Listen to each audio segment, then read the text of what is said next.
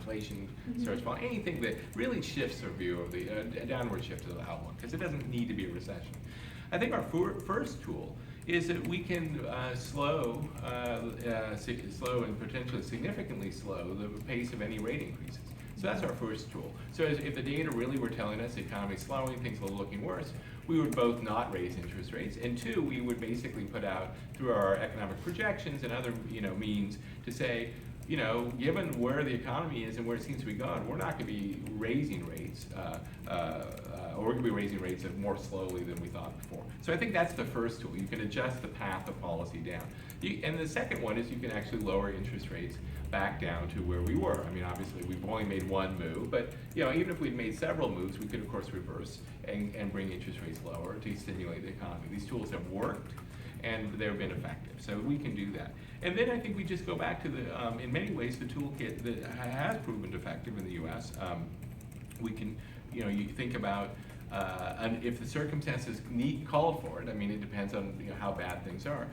Think about using, again, to an asset purchase program, properly designed to deal with the situation at hand.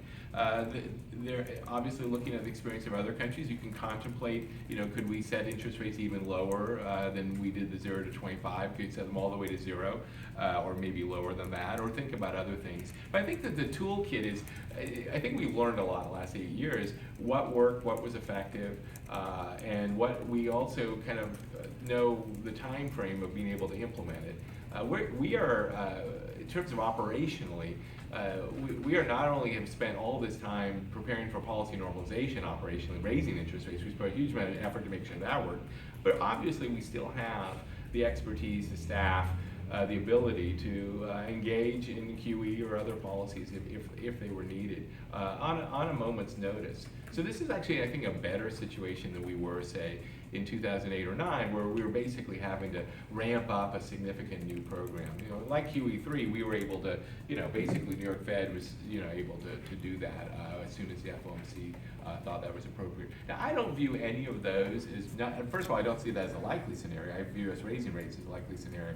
I think it's, it would be a pretty significant shock to the U.S. economy to contemplate having to go to either lowering interest rates down to 0 or to think about QE. But I do think it's important that we think about these things, that we analyze these scenarios, and we are open about, hey, we can do this if we need to. I'm not saying we're going to do it. I'm not trying to get a message out, oh, yeah, we're ready for QE4. I just think the fact is we can do that if it really were necessary.